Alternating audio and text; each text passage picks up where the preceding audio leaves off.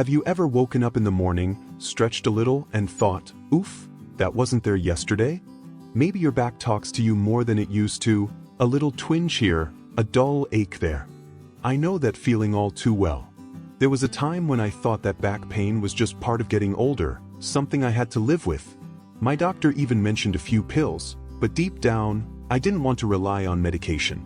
I wanted to move freely, bend without wincing, and enjoy time with my grandkids without feeling like my spine was made of wood. So I made a choice. I went on a quiet mission to heal my back naturally.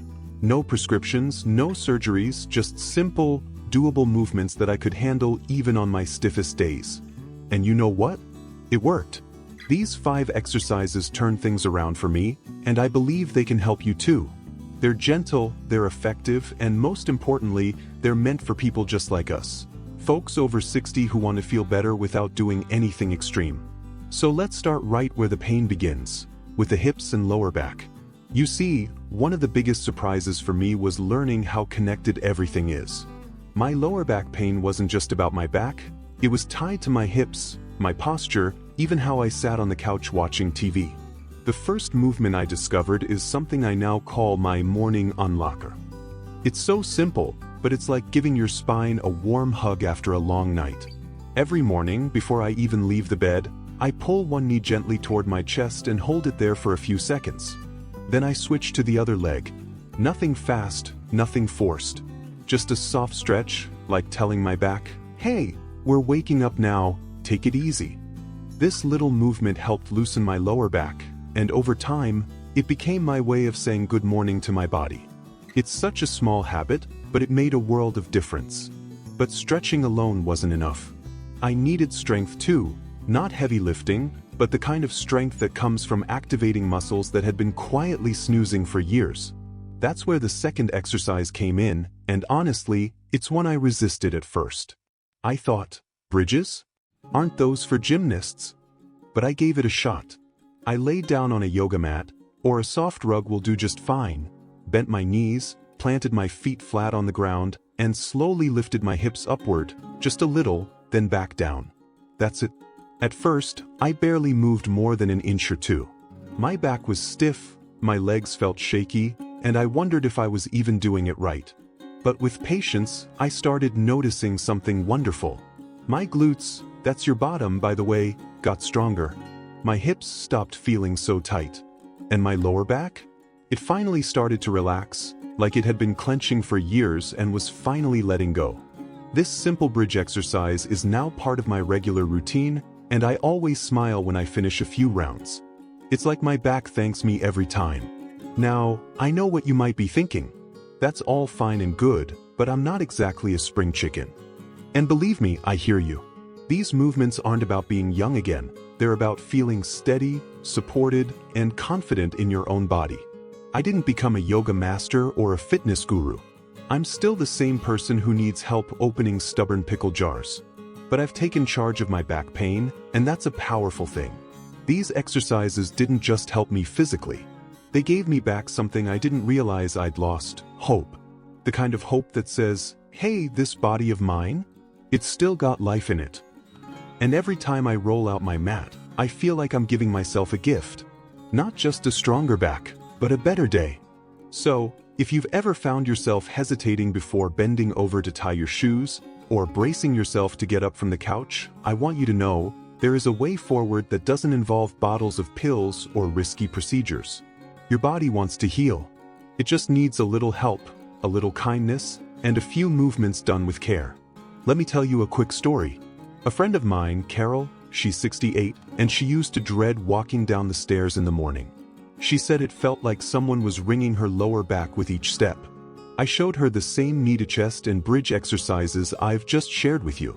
She started doing them every morning, slow and gentle. 3 weeks later, she called me and said, I walked down the stairs today without grabbing the railing.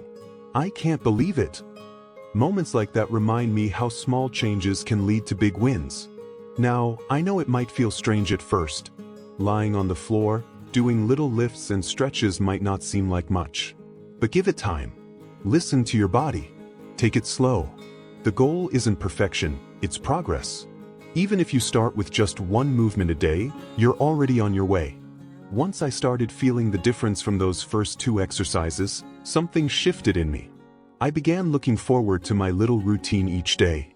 It was no longer just about pain relief. It became about reclaiming my independence, one stretch at a time. And let me tell you, there's something empowering about realizing that you can take care of your body even in your 60s, 70s, and beyond. Now, the next movement I added might sound a little too easy to do much of anything. But don't let the simplicity fool you. It's one of the most underrated, yet powerful, exercises for back pain, and it's called cat-cow. Funny name, but it changed the way my spine felt in just a few short weeks. Here's how I do it. I get down on all fours, knees on a cushion or mat, hands flat on the ground, just like I'm getting ready to wipe up a spill or play with the grandkids. Then I slowly arch my back upward like a stretching cat, tuck my chin, and hold for a few seconds. Then I gently dip my belly down, lifting my head and tailbone just a bit, like a proud old cow soaking up some sun in the pasture. That's one cycle. I go nice and slow, breathe in, breathe out, back and forth. No rush, no pressure. The cat-cow helps loosen every part of the spine, from the base of your neck to your lower back. And when I added it to my routine, I started noticing fewer spasms, less tightness, and more ease when I stood up after sitting for a while. Plus, there's something soothing about the rhythm of it, almost like a moving meditation. Just me, my breath, and my back finally getting along again. What I love about cat-cow is that it meets you where you are. You don't need to be flexible or strong. You just need a soft surface and a little patience. It's perfect for those mornings when my joints feel a bit creaky or the weather's making everything ache. I just get on the mat, move through a few slow rounds, and suddenly my whole body feels more awake. Now, if you've ever had that deep, nagging ache right where your lower back meets your hips, the kind that makes it hard to sit, stand, or even sleep comfortably, then the 4th exercise is going to be your new best friend. I discovered it one afternoon when I was flipping through a book on aging gracefully.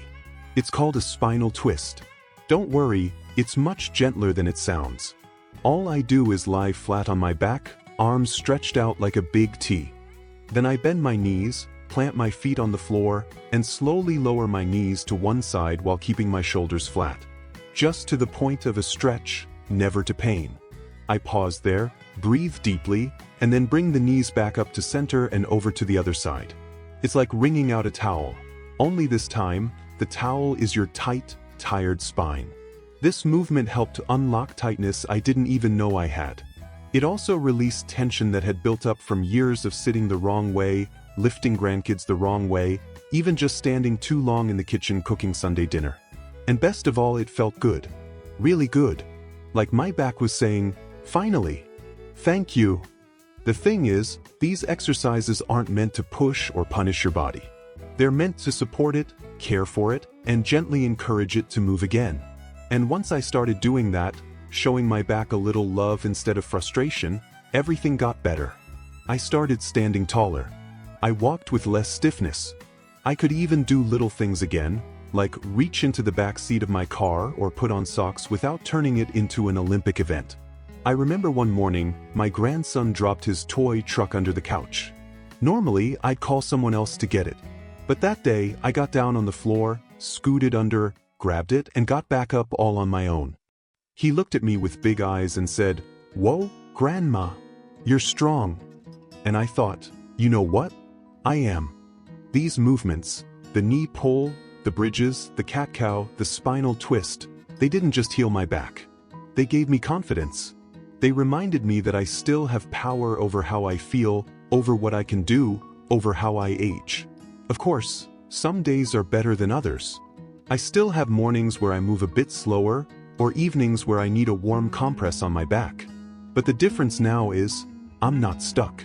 I'm not helpless. I have tools. I have movements I trust. And they make all the difference. One of the things I've learned on this journey is that pain doesn't mean you're broken. Sometimes, it just means your body is asking for a little more care. And we can give it that, not by doing anything extreme, but by showing up gently and consistently with love and attention. You don't need fancy equipment. You don't need a gym membership. You don't even need to be pain-free before you start. You just need to start. And every little stretch, every little movement, is a vote for your own well-being. If someone had told me a few years ago that I could get real relief from back pain without a single pill, I probably would have raised an eyebrow. But now I'm living proof. And if I can do it, you can too. There was one last movement I added to my routine that really tied everything together, like the final puzzle piece that made the whole picture clear. It's gentle, it's calming, and it doesn't even look like exercise at first glance. But don't let that fool you. It was the fifth and final step in getting my back to stop screaming every time I moved. This one's called the pelvic tilt. And if you've ever felt like your lower back is doing all the work when you're standing or walking, you're going to love this. I discovered it during a physical therapy session, and at first I thought, that's it? That's the whole move. But the way it gently resets your posture and strengthens your core is nothing short of magic. I usually lie on my back, knees bent, feet flat on the ground. Then I tighten my stomach muscles, not a big crunch or anything dramatic, just enough to flatten the small curve in my lower back against the floor. I hold for a few seconds, then release. That's it. No weights, no jumping, no twisting. Just me, my breath, and a little focus. What it does, though, is amazing.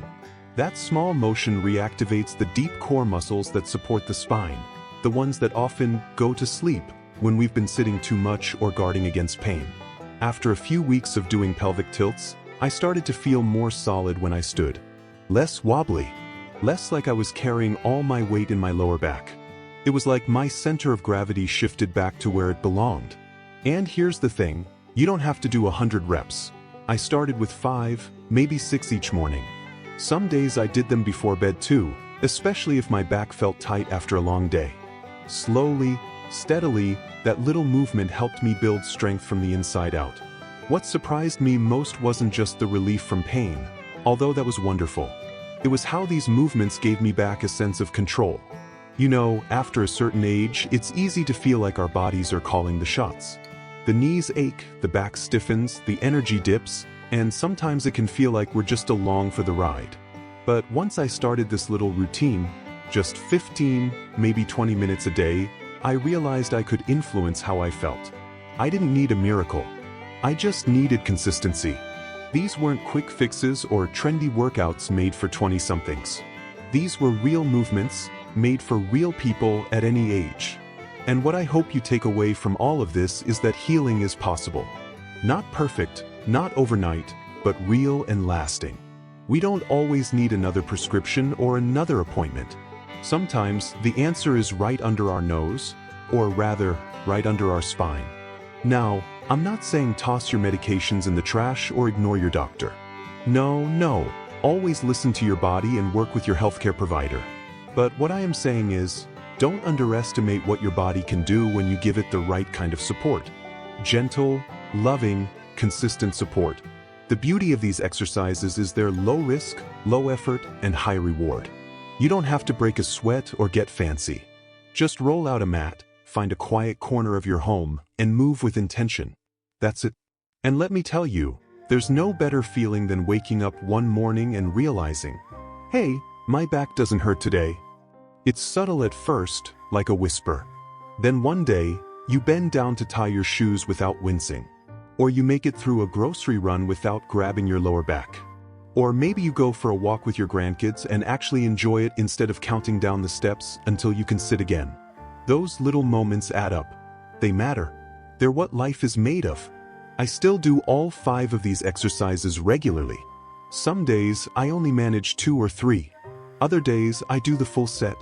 It's not about being perfect. It's about showing up for yourself, for your body, for the life you still have ahead of you. And yes, it took time. There were days I doubted myself. Days I was sore. Days I just didn't feel like doing anything. But I kept showing up. And little by little, things got better. I stopped living around my pain and started living beyond it. So if you're sitting there, wondering if it's too late, or if your pain is just part of getting older, I want you to hear this from someone who's been there. It's not too late. And you don't have to live in pain. You deserve to feel good in your body. You deserve to move freely, without fear or frustration. And you absolutely have the power to make that happen. Not someday, not when everything's perfect, but today. Right now. All it takes is a little courage, a little patience, and a willingness to believe in yourself again. Now I'd love to hear from you. Have you tried any of these movements before? Or do you have your own tricks for dealing with back pain? Drop a comment below and let's keep this conversation going. We're all in this together. If this video helped you in any way, go ahead and give it a like. It lets me know I'm on the right track and helps more folks like us find simple, natural ways to feel better. And if you haven't already, don't forget to subscribe. We've got more heart-to-heart videos coming your way, all focused on living better, aging gracefully, and keeping that spark alive. Here's to waking up each day with less pain, more energy, and a whole lot of hope. Here's to living your best life, at any age.